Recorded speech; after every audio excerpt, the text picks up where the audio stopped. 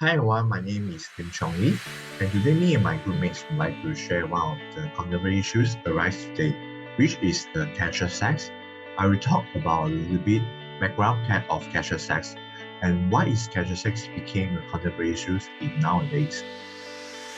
So, what is casual sex actually means? Casual sex can be defined in a variety of ways, from non-committal relationship between friends to sexual encounters with strangers. In addition to the umbrella term of casual sex, terms like friends with benefits, hookups, and the more common term, one night stand, are used to describe the situation of casual sex. This is a survey data that stated the casual sex experience from 12,000 adults between the age of 18 to 49 in 21 countries. Casual sex isn't as common as it might seem based on the data. Among adults of age of 18 to 29, 29% have had a one-night stand and 50% have hooked up with multiple people within the same time period, and 30% have had a sexual experience with someone from work. So move on to the next slide. What is the impact of casual sex and why it became a controversial nowadays? The possible reason and the possible impacts will be emotional distress due to wanting more or sexual regrets.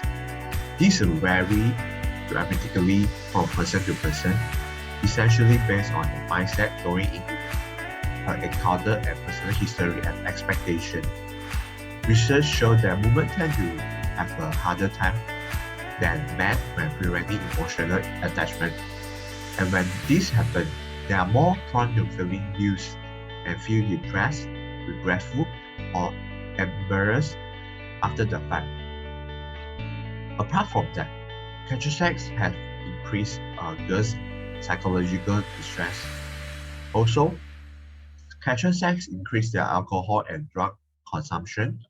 Furthermore, casual sex carries with the risk of unplanned pregnancy, contracting sexually transmitted infection, and by physical or emotional harm from the partner, particularly the one is not really well known to the person. So these kind of moral issues and risk factors in mental health problem have proven that casual sex is becoming the contemporary issues in today's age. One of the theories that can be used to understand why some people are okay with casual sex is the social exchange theory. Social exchange theory explains relationship that involves social exchange in which partners provide each other with desirable rewards. In this context that we are sharing right now, people agree to have casual sex because it allows them to satisfy each other's sexual needs.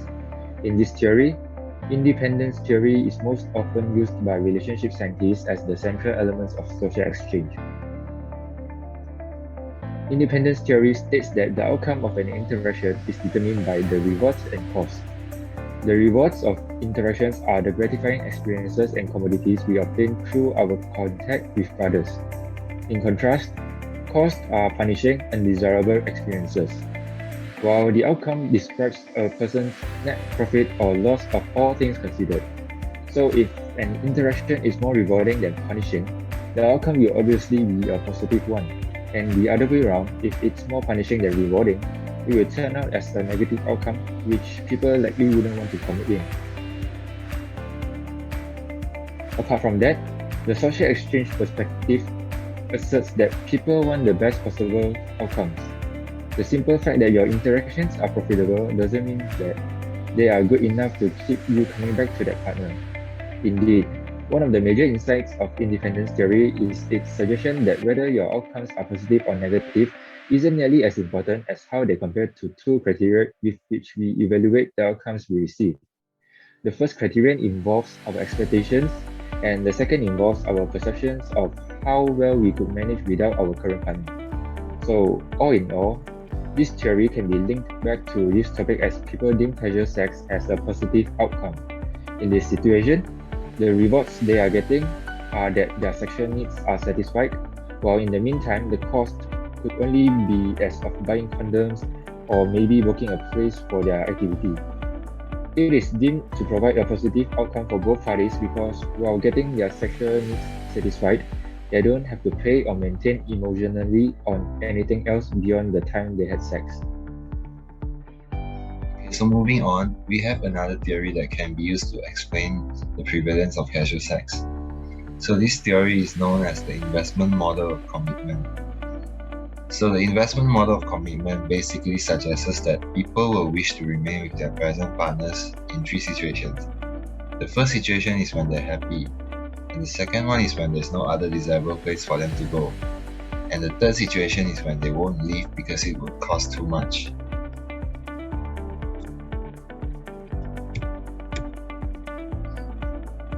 So in the investment model of commitment, these influences are presumed to be equally important, and commitment emerges from the complex combination of all three.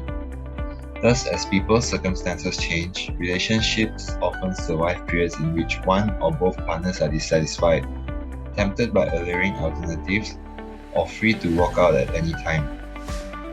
Episodes such as these may stress the relationship and weaken the partner's commitment, but the partnership may persist if the other components of commitment are holding it together.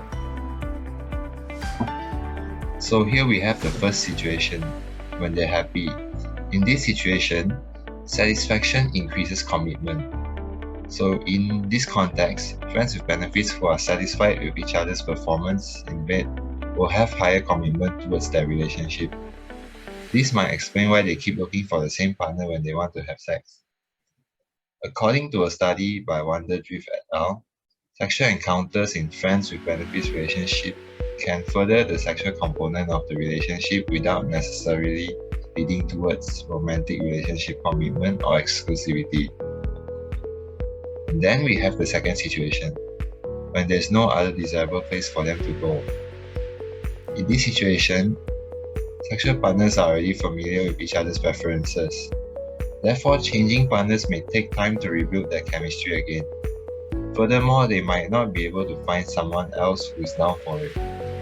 In a study conducted by Wonderdrift et al., it was found that only 5.8% of participants indicated that they wish to discontinue their current friends with benefits relationship. Attachment emphasizes on the importance of the bond that develops between an infant and the primary caregiver, usually the mother. The bond between the infant and the mother eventually influences infant's future relationship. In adulthood, attachment styles used to describe the way of an adult related to others in a romantic relationship. Adults in romantic relationships are motivated by attachment, caregiving systems, as well as reproductive systems. These three systems work together to produce the sense of secure because individuals may feel worthwhile and effective in the context of sexual intimacy. There are four attachment styles: secure, preoccupied, missing avoidant, and fearful avoidant.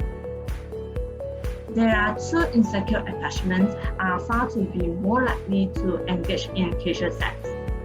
One is fearful avoidant, the other is dismissive avoidant. People who are fearful avoidant desire closeness, but the fear of rejection, hard to trust others, and develop a sense of personal insecurity. The lack of capacity of trust and attempting to minimizing the intimacy and closeness have led them to more likely to engage in casual sex. While people who are dismissive avoidant usually described as a cold person. Their dislike depend on others or have others depend on them. They have a positive sense of self but negative evaluation of others. People who are dismissive avoidant prefer non-committed or casual sexual relationship because they avoid intimacy and they believe to have a particular evolved capacity of strategically using others for sex. That's all from my side. As mentioned above, individuals that has dismissive avoidance attachment style or preoccupied attachment style will have higher sexual promising and higher tendency to engage in casual sex. So they might face difficulties in developing trust or might not see the purpose of making a commitment in a meaningful relationship. So what they can do to help themselves to quit casual sex? One of the proposed solutions is the attachment therapy, or we call it attachment-based therapy. What is attachment therapy? It's a therapy that helps to explore the connection between an infant's early attachment experience with primary caregivers and their ability to form healthy emotional and physical relationships as an adult. Attachment therapy will usually help with those individuals who struggle to foster deep connection, such as those who struggle in casual sex relationships. So the aim for attachment therapy is to help them to develop or rebuild trust in a relationship. Besides, attachment therapy can usually help with individuals who struggle to make meaningful connection with others, such as casual sex relationship, and for those who feel distraught in relationship, especially when they become more intimate, and for those who worry that your partner doesn't love you enough despite of their words and action. And lastly, for those who find themselves a serial dater because they are afraid of being alone. So attachment therapy can help to address issues from childhood that impact current ability to form a meaningful relationship as an adult.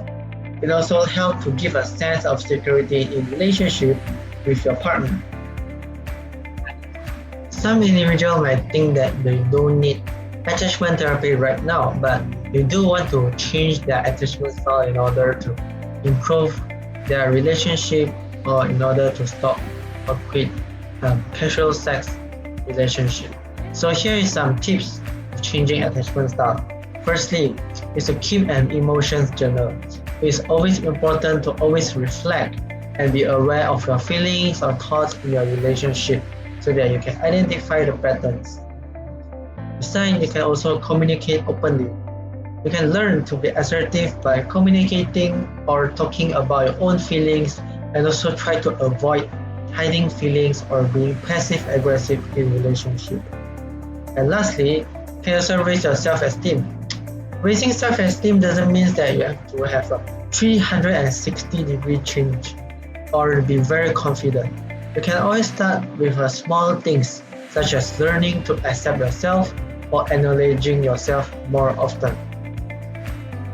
As a conclusion, casual sex relationships often bring negative impacts such as emotional and psychological distress and having trouble in developing a normal or long-term relationship.